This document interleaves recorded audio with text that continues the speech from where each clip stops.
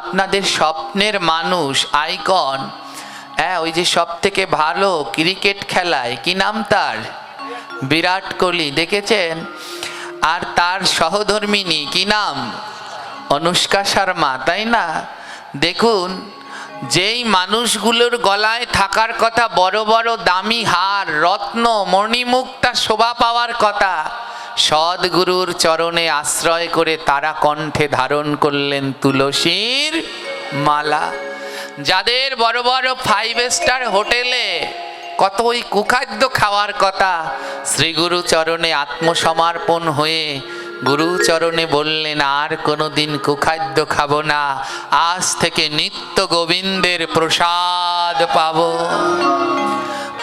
ভগবান বলল, আমিও বিক্রি হই, কেউ যদি আমায় 2টি তুলসী পত্র দেয় আর সঙ্গে 2 ফোঁটা নয়নের জল দিয়ে দেয়, জানো, তাতে আমিও বিক্রি হই।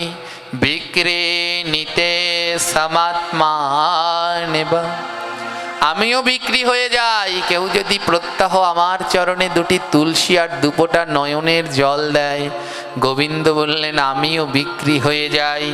ভক্তভ্য ভক্তবাৎসল্য, ওই 2 ফোঁটা 2টি তুলসী আর 2 ফোঁটা নয়নের জল দিলে আমিও বিক্রি হই। বলে কখন? যদি কোনো ভক্ত তার ভক্তি মিশ্রিত করে 2 ফোঁটা নয়নের জল দিয়ে আমায় ডাকতে পারে। গোবিন্দ বলে, এ জন্মে না, জন্মে জন্মে তার কাছে আমি বিক্রি হয়ে যাই। এক জন্মের জন্যে নয়, জন্মে জন্মে আমি তার কাছে বিক্রি হয়ে যাই। আমার গোবিন্দের বড় প্রিয় হলো তুলসী। এই যে পাঠের আগে যে কীর্তনটি গাওয়া হয় পঞ্চতত্ত্বর, কাটানের ভিতরে দেখবেন 2টি লাইন আছে, তুলসী জল, গঙ্গা জল আর তুলসী দিয়ে যে আনিল রে, অদ্বৈত প্রভু গঙ্গা জল আর তুলসী পাতা দিয়ে মহাপ্রভুকে, সেই গোলকের হরিকে ভুলোকে নিয়ে আসলেন। ভগবানও আসেন, ভগবানও বাধা পড়ে যান। কেউ যদি ভক্তি মিশ্রিত হয়ে 2 ফোঁটা নয়নের জলের সাথে তুলসী দিতে পারে, গোবিন্দ বললেন, আমি তার কাছে বিক্রি হয়ে যাই।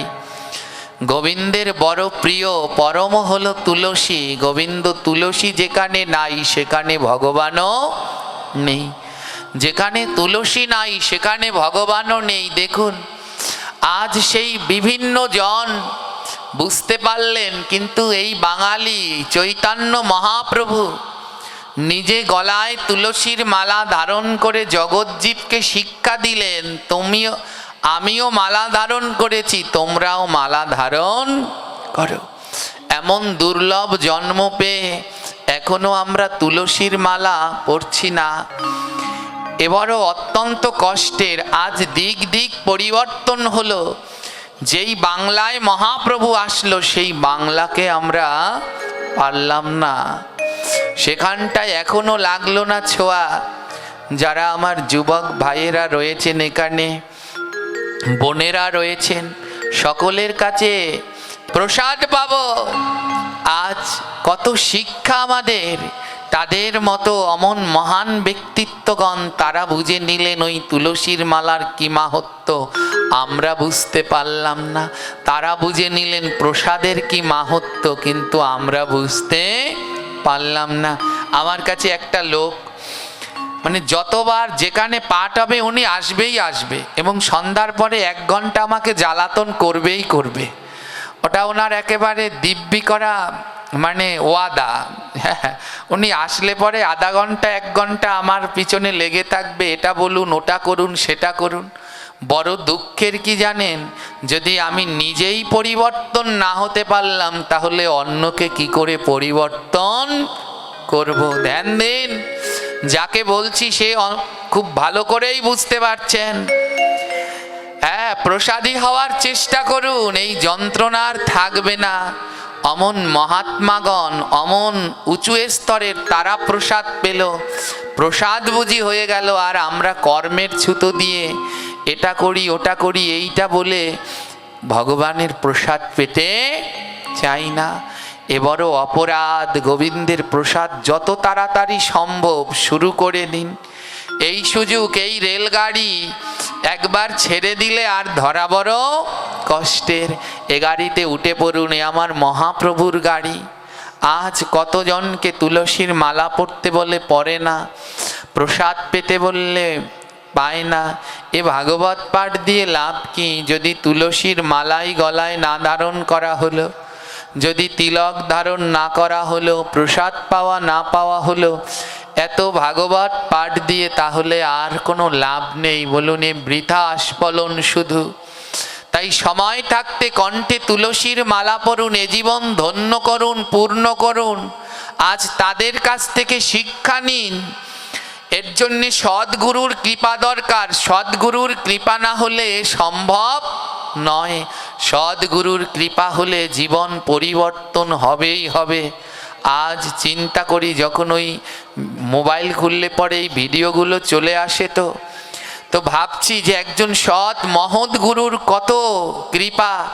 আজ যখন আপনারা যারা ইয়ং ভাইয়েরা আছে, যারা তার ক্রিকেট খেলা দেখেন, উনি যখন গলায় মালা পরেছে, আরো হাজার হাজার তার অনুরাগীগণ তারাও গলায় মালা ধারণ করবে। আজ তার মতো অত বড় উঁচু স্তরের একজন, তিনি গলা থেকে মালা পরে সেই এয়ারপোর্ট থেকে যাচ্ছেন, আর সবাই দেখছেন গলায় সেই তুলসীর মালা।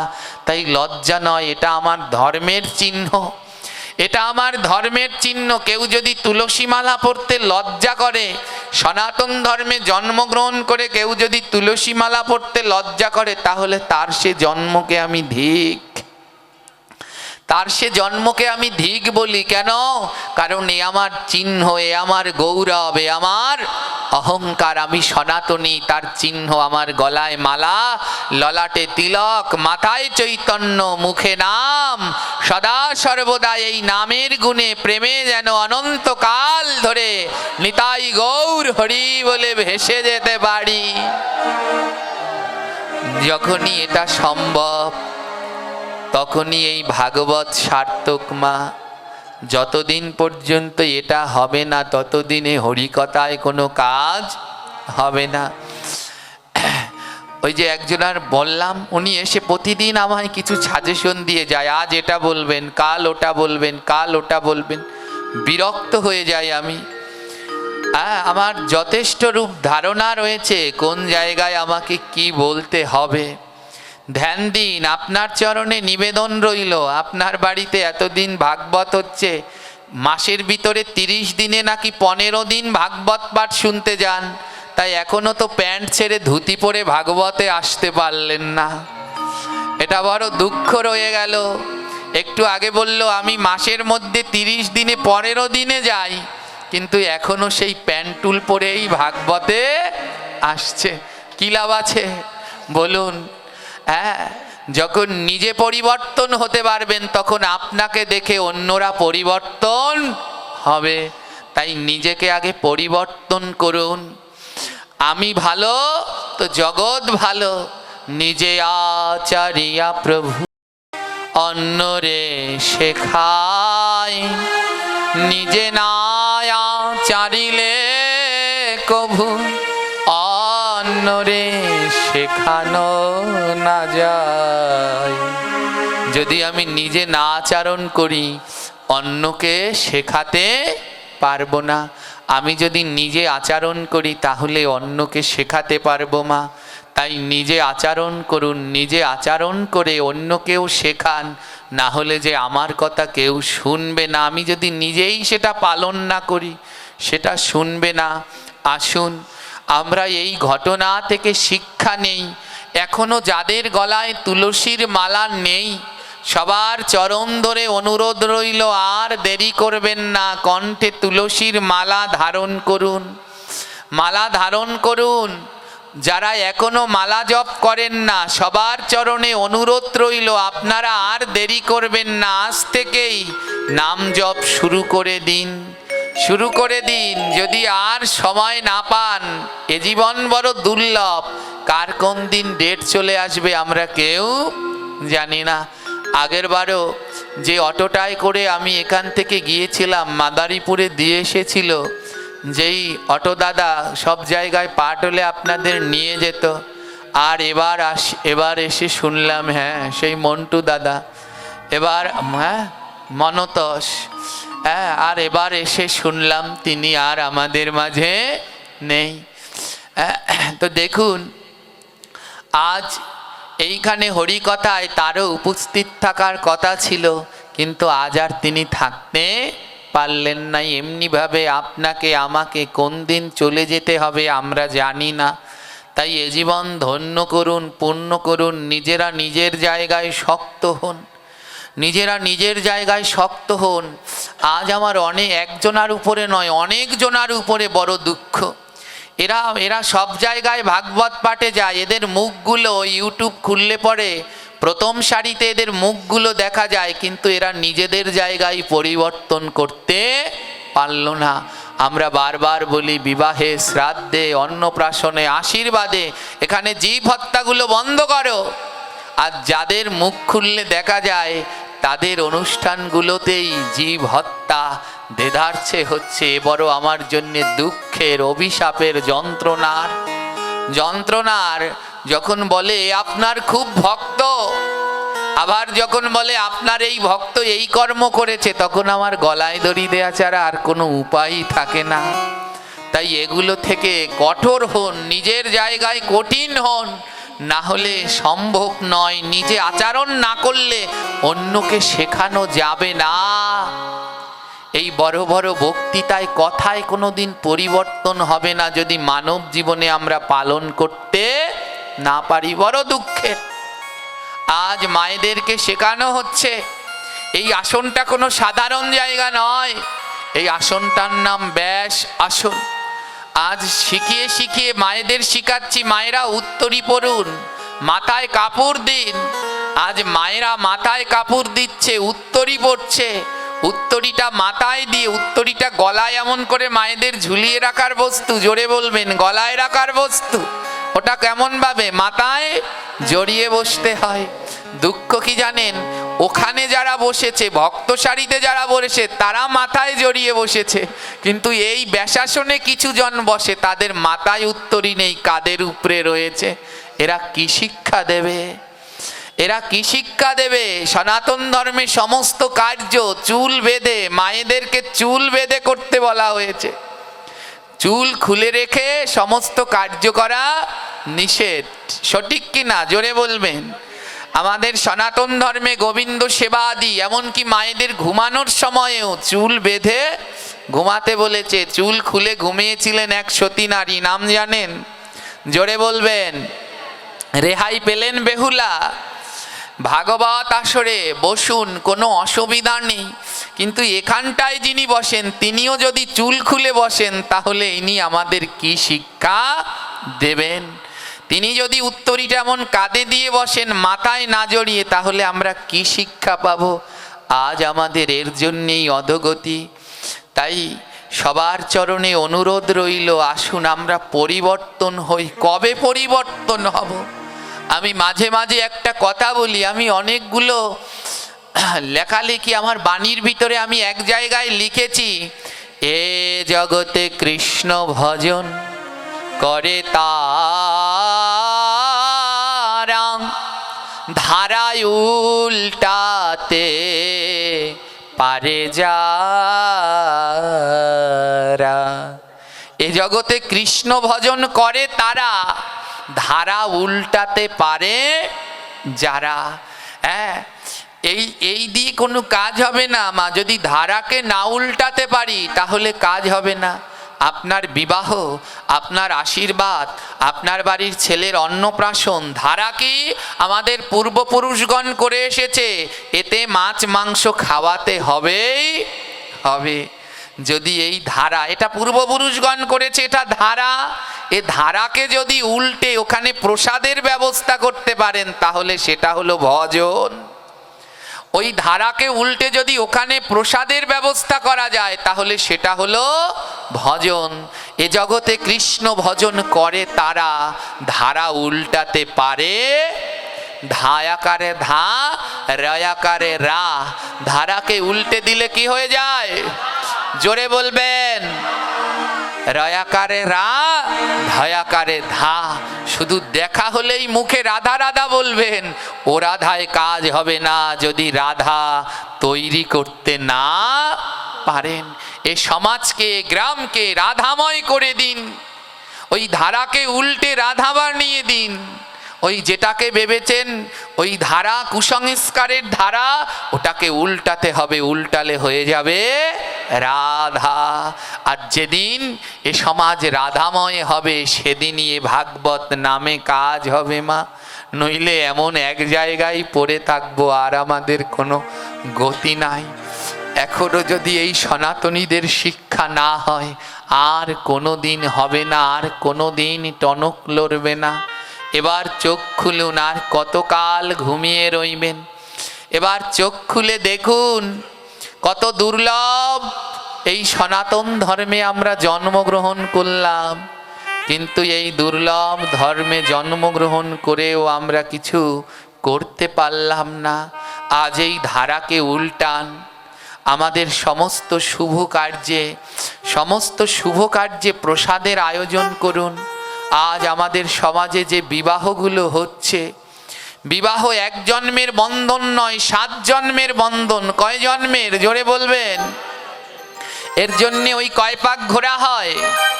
7 পাক। দেখুন 7 মাসও যায় না অনেক অনেক বিবাহ, তার মধ্যে কি যেন হয়, ডিভোর্স না ডাইভোর্স কি বলে, ওগুলো হয়ে যায়।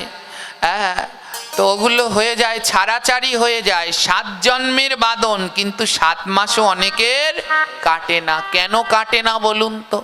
ওই যে আমি একটা কথা বলি, বিধি যে মানে না বেধি তাকে ছাড়ে না।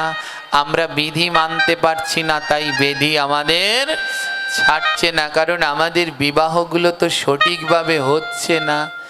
বিবাহে নারায়ণ সাক্ষী থাকে, বিবাহে অগ্নি সাক্ষী থাকে, বিবাহে ব্রাহ্মণ সাক্ষী থাকে। এই 3 জনকে সাক্ষী রাখতে হয়। সমস্ত দেব দেবী মুনি ঋষিদের আহ্বান করে ওই যজ্ঞে তাদের নামে আহুতি দেয়া হয়। বিবাহে সমস্ত দেবদেবীগণ উপস্থিত হন, মুনি ঋষিগণ উপস্থিত হন, মুনি ঋষিগণ উপস্থিত হন, দেবদেবীগণ উপস্থিত হন, ব্রহ্মা বিষ্ণু শিব উপস্থিত হন। একটা কথা বলুন, যেই বিবাহের আসরে ওই নিরীহ প্রাণীদের হত্যা করা হবে, মাছ মাংস পেঁয়াজ রসুন দেয়া হয়, সেইখানে কোনোদিন ব্রহ্মা বিষ্ণু শিব আসে? জোরে বলবেন, আসে? মুনি ঋষিরা আসবে? যেখানে ওই জীব হত্যা হচ্ছে, পেঁয়াজ রসুন দিচ্ছে, ওখানে তারা আসবে কি? তাহলে কি আমি বলতে পারি না যে আমাদের এই বিবাহ কার্য সঠিকভাবে হচ্ছে? এ কবে পরিবর্তন হবে? বলে আমি যদি হই, আমি যদি আমার জায়গায় শক্ত থাকি, না আমার বিবাহে কোনো জীব হত্যা হতে দেব, তাহলে পরিবর্তন। ধারাকে উল্টাও, ধারাকে উল্টে রাধা বানানোর চেষ্টা করো। রবীন্দ্রনাথ গান লিখেছে না, যদি তোর ডাক শুনে কেউ না আসে তবে একলা চলো রে। একলা চলবো, তবুও সত্যের পথে, ন্যায়ের পথে, ধর্মের পথে চলবো, যেন শেষ দিন গোবিন্দ তোমার চরণ পাই। এ জগতে ওই মন ভুলিয়ে সবার চরণ না পেয়ে যেন শেষের দিন তোমার চরণ পাই, সেই ব্যবস্থা করুন মা, সেই ব্যবস্থা করুন। তাই শেষের দিন যেন হে গোবিন্দ তোমার চরণ ছাড়া না হই। এ জগতে যা আছে সব কিছু একদিন ছেড়ে যেতে হবে, কিন্তু হে প্রভু শেষের দিন যেন আমি তোমার চরণ পাই, ওদিন যেন তোমার চরণ না ছাড়া না হই। ধ্যান দিন। আজ বৈষ্ণব সেবা মা, যার এ জগতে যারা বৈষ্ণব সেবা দেয় তাদের কোনো দিন কমে না। আমি একটা কথা বলি মাঝে মাঝেই পাঠে, যার অর্থ লাগে না, ধ্যান দেবেন, যার অর্থ লাগে না, সাধু গুরু বৈষ্ণব আর গোবিন্দের সেবায় তার অর্থ খায় রোগ, অগ্নি, বেধি আর রাজায়। যার অর্থ 4 জায়গায় লাগে না, তার অর্থ 4 জায়গায় আবার চলে যায়। যার অর্থ গোবিন্দ সেবায় লাগে না, গুরু সেবায় লাগে না, বৈষ্ণব সেবায় লাগে না, সাধু সেবায় লাগে না, তার অর্থ আবার 4 জায়গায় খায়। কে কে খায়? অগ্নিতে খায়, যে গোবিন্দ সেবা দেয় না, অর্থের জন্য সাধুগুরু গোবিন্দ সেবা দেয় না, দেখবেন তার ঘরে একদিন আগুন লাগবেই, পুড়ে ছাই হবে। যে অর্থ সাধুগুরু বৈষ্ণব সেবায় লাগে না, ওর ঘরে চোর ঢুকবেই, চোর নেবেই নেবে।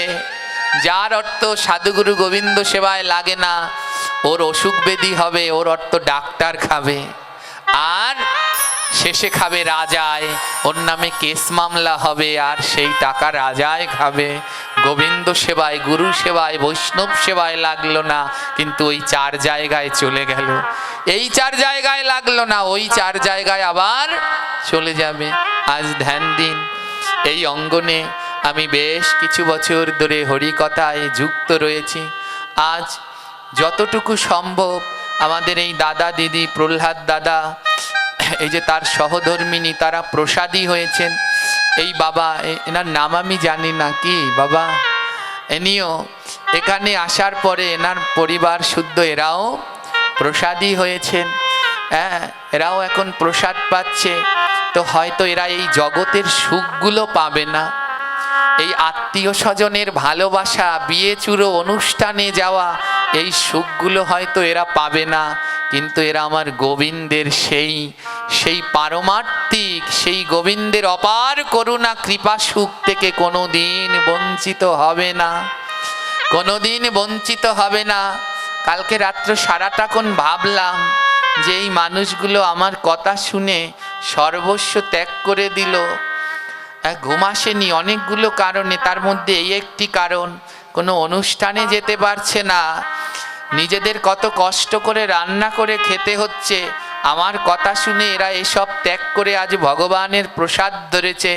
গোবিন্দের কাছে আপনাদের জন্য প্রার্থনা, হে গোবিন্দ, যারা তোমার প্রসাদ ধরলো অন্তিমকালে, তাদের 2টি হাত ধরে তুমি তোমার করে নিয়ে যেও প্রভু। তাদের ওই ভবনদী পার করে নিয়ে যেও, তারা সর্বস্ব ত্যাগ করে তোমার চরণে সমর্পণ হয়েছে। তুমিও যেন তাদের ছেড়ো না, পরীক্ষা নেবে, ধ্যান দিন, পরীক্ষা নেবে। গোবিন্দ থেমে থাকবে না, একের পর এক পরীক্ষা নেবে, যন্ত্রণা, দুঃখ, কষ্ট দিয়ে তিক্ত করে দেবে। কিন্তু শত যন্ত্রণায়, শত কষ্টে যারা আজ প্রসাদী হয়েছেন, এই শুদ্ধ ভক্তিপথে গিয়েছেন, আপনাদের কিন্তু এখানেই জার্নি শেষ নয়। এবার শুরু হবে আপনাদের জীবন যুদ্ধের পরীক্ষা। কত রোগ ব্যাধি দেখুন, এ জগতে যারা প্রসাদ পাচ্ছে না, তারা বড় ভগবানের নামে যাচ্ছে না, কীর্তনে যাচ্ছে না, অনেক শান্তিতে আছে, 1 তলা বিল্ডিং 2 তলা হচ্ছে, সুস্থ সবল দেহ। আর যারা ভগবানের পথে যাচ্ছে, এদের কুড়ে ঘর থাকলে পুড়ছে। হ্যাঁ, দেহের মধ্যে রোগ ব্যাধির শেষ নাই। গোবিন্দ পরীক্ষা করে দেখেন ছেড়ে যায় কিনা, ছেড়ে যায় কিনা। যারা প্রসাদ ধরেছেন, কত রোগ ব্যাধি দেবে, ডাক্তার বলবে ওই সব খেতে, মনে রাখবেন ও কিন্তু গোবিন্দের চালাকি দেখে যে আমায় ভুলে আবার ওগুলো ধরে কিনা। কিছুতেই ছাড়বেন না, যাকে ধরবেন শক্ত করে ধরবেন, শেষ দিন পর্যন্ত যেন ধরে রাখতে পারেন, শেষ দিন পর্যন্ত যেন ধরে রাখতে পারেন। তাহলেই এই ধরে রাখার সার্থকতা। জয় নিতাই।